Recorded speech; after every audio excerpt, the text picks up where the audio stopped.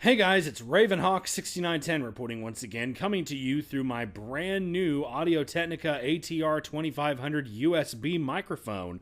So, I got this over the Christmas holiday from my mom. So first of all, big shout out to Mama C for getting me this awesome microphone. So this is the first time I've been able to sit down and use it. So I really like the sound quality on this thing. It's really, really cool.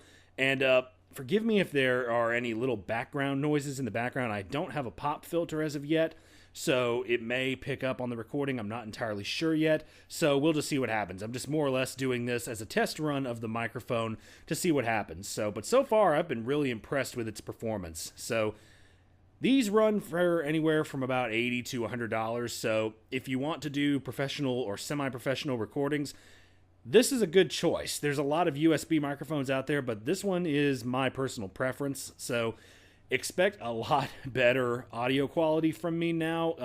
Because pretty much up until this point, I was actually using an old cell phone to record all of my voiceovers with, as surprising as that sounds. So this is a whole lot better quality. So things may be coming out a lot better in the next several videos. So be on the lookout for that. So first of all, starting off my new year, it actually snowed in Gainesville, so I was able to get a few shots of trains in the snow. Unfortunately, I had to come home early because mandatory overtime has been called at my job, so I had to come home early for that. So yeah, more overtime, but you know what? That means just more money in my pocket. So more money in my pocket means more model trains I can buy. And speaking of model trains to buy, I just got a call from Legacy Station last week that the Lionel Triclops SD60Ms have arrived, including the Norfolk Southern one that I've ordered, the 6815. So I was planning on going down to Legacy Station to get that this week. Unfortunately, since overtime's been called, that has been axed, and I couldn't do it today because they're closed because of the holidays. So no Triclops for this guy. At least not yet. But I am probably going to go get it within the next week or 2 weeks. So as soon as I do pick it up, I will show it to you guys running on the test track at Legacy Station, as I usually do with most of my new stuff. And then I will film a proper review video for it. And that's going to be a fun video because the Triclops, to my knowledge, is a new model for Lionel. I don't believe they've done it before. I could be wrong. Someone feel free to correct me. But I ordered the Legacy version. However, they've also done a Lion Chief Bluetooth-equipped version of that model. So that was something that I was very surprised about when I first saw that in the catalog. So it's nice to see them do a scale engine for the Lion Chief line. So very, very cool. And the photos that I've seen so far of people who got them on various websites like the OGR Forum and some places like that, they look really cool. And they've done a lot of different road names of both the 3-window and the 2-window versions of the SD60M, so you can get both variants if you wanted to do that. So, but I went ahead and got the Triclops version because they're so unusual.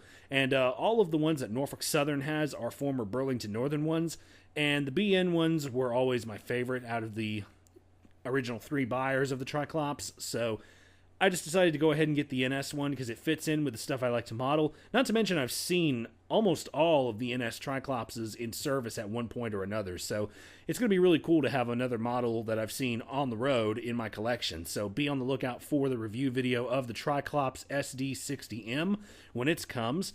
And a few other things. First of all, I did want to take a minute to show you guys the only train that I got for Christmas, and it's this right here. This is the Lionel Vision Line GG1 commemorative caboose, which, just like the one they made for the Big Boy a few years ago, it has every single GG1 that's preserved around the country and where they're located on it. So it's really, really cool. It doesn't necessarily match up with my GG1 because I have the Conrail Bicentennial one and this one's in a Pensy paint scheme, but it's still really, really cool to pair them up with each other. And I've also paired it up with the S2 also because it's a nice engine to pair up with that one also. So pretty much any Pensy engine looks good with a Pensy caboose. I mean, come on, that's obvious. Now, the last thing I am going to talk about is something else that I ordered for Christmas. Now, no one got this for me. I bought it for myself using some Amazon gift cards that I got from both people and from my job. But I've found a Kato in-scale bullet train on Amazon. So I believe this one is an E2. I've already got an E4 Max in my collection. There's a picture of it right there, actually. So I've gone ahead and gotten this one to add to my collection also. Now, N-scale is just sort of a side hobby for me. I used to model it very, very heavily back in the day, but these days it's just a side hobby for me. I did get this bullet train and then the one I've ordered also. And then I've also got a couple of U30CGs, a PA, and a few pieces of rolling stock. And I've also got a Kato SDF40-2, the BNSF Maersk Sealand version. There it is right there, actually. I've actually talked about this one in a video prior to this one.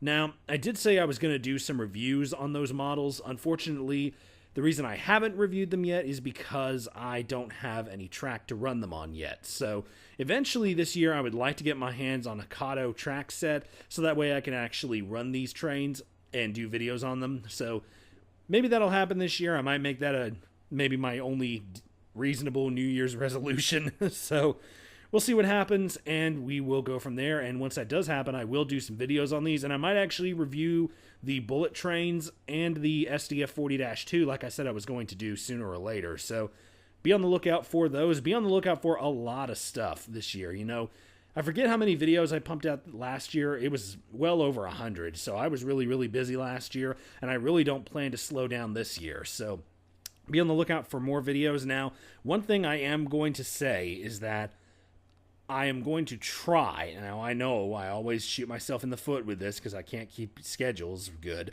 but I am going to try to get my Amtrak trip that I filmed back in 2016 onto YouTube, because it's been well over a year since I filmed that, and there's no excuse for it to not be on YouTube now, so I need to get that done as quickly as possible and get it on YouTube. Even though it's going to be a very, very large video, I still need to go ahead and get that done. So be on the lookout for that, and hopefully it will be online maybe in a month or so.